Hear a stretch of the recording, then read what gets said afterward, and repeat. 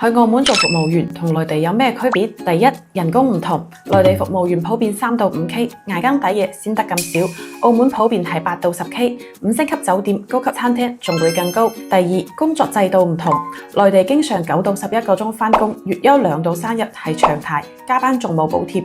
但係澳門嚴格8小時工作制，輪班規範，加班仲有法定1.2倍人工，月休4日起步。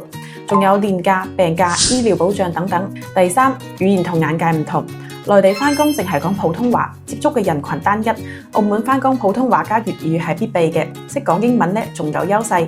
好多職位會接觸到世界各地嘅遊客，見識更廣，口才都會變得更好㗎。第五，工作嘅環境唔同，內地好多餐廳油煙多，環境雜亂；澳門好多星級酒店、高級餐飲場所，乾淨又舒適，仲有內地幾乎冇嘅小費收入。澳門酒店、餐廳隨手都有，每個月又多咗一筆額外收入。睇完呢啲，你哋仲想唔想過澳門做服務員呢？評論區話我知。